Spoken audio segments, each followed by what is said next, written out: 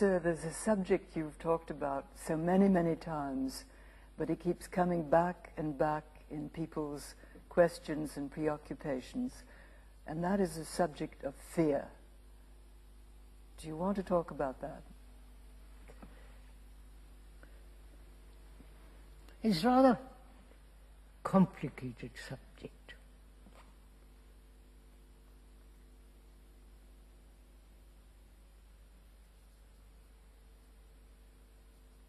It really requires a great deal of inquiry because it is so subtle, so varied, so abstract, and also it is actual too, though we make it into an abstraction. The actuality of fear and the idea of fear, which is the abstraction of fear into an idea. So we must be very clear what we are talking about. The abstraction as an idea of fear, or the actuality of fear. You and I sitting, or all of us sitting here, at this present moment we are not afraid. There is no sense of apprehension or danger. At this instant there is no fear.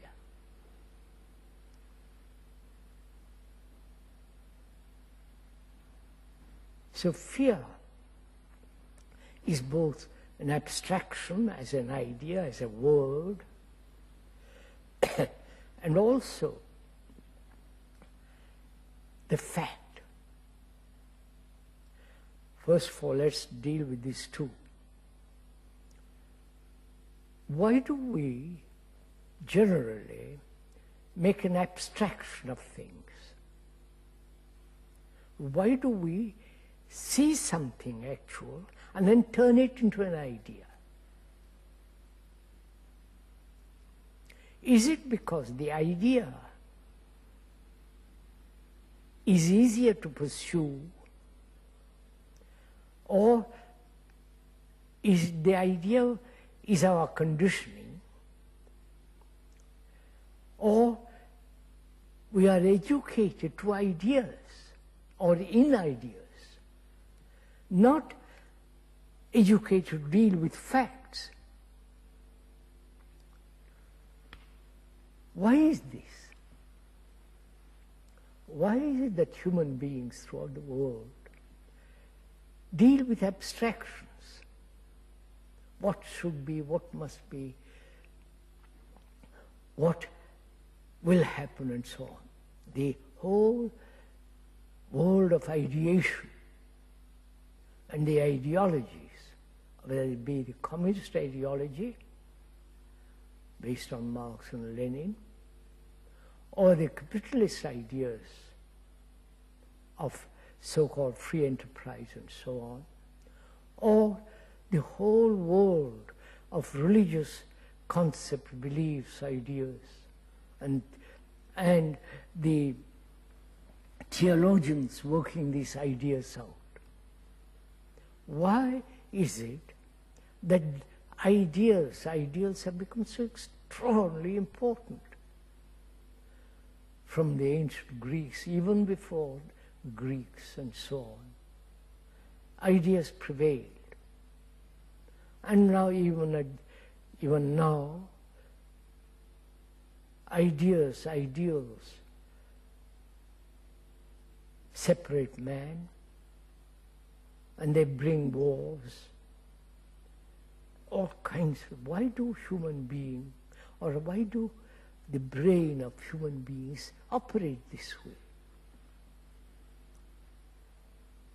Is it because they cannot deal with facts directly, and so escape subtly into ideations?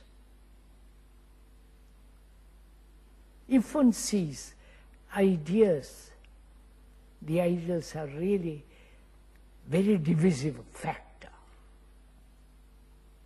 They bring friction. They divide communities, nations, sects, religions, and so on. Which is ideas, beliefs, faith. All that is based on thought.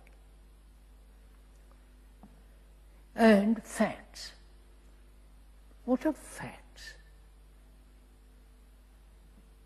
What exactly is a fact? Not an opinion about fact, or opinion made into facts. What is the fact of fear, sir?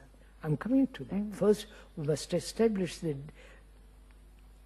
the distinction between the idea of fear, the abstraction as the word fear, and the actual fear. The actual fear is the fact, not the abstraction of it. If one can move away from the abstraction, then we can deal with fact. But if they are both running parallel all the time, then there's a conflict between the two. That is the idea, the ideology dominating the fact, and the fact sometimes dominating the idea. Most people would say that the fact of fear is the very painful emotion of fear. Now let us look at that, yes. Not the idea of fear. So let's look at the fact, that's what I'm coming to, the fact of actual fear. And to remain with that fact, which requires a great deal of inward discipline. Can you describe what remaining with the fact of fear actually is? It's like holding a jewel, an intricate pattern by an artist who has brought this extraordinary jewel. You look at it.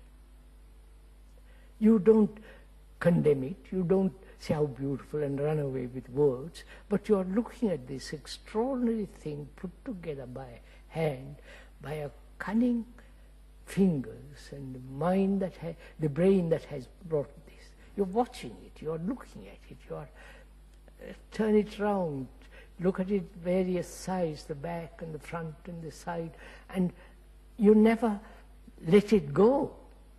Do you mean that you just feel it very acutely, very sensitively, with great care? Care, that's what happens. But you feel it, because it's an emotion. You have the feeling of beauty, the feeling of the intricate pattern and the sparkle of the brightness, the sparkle of the jewels and so on.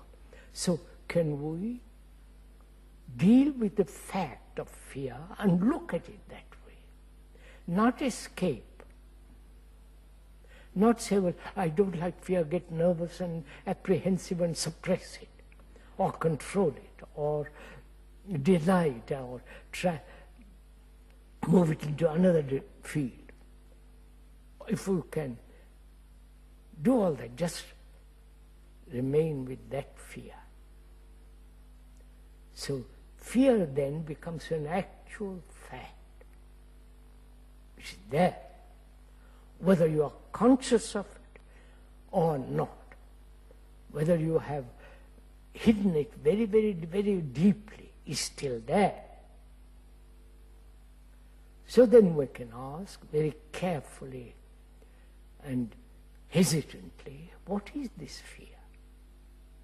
Why human beings, after this tremendous evolution, still live with fear?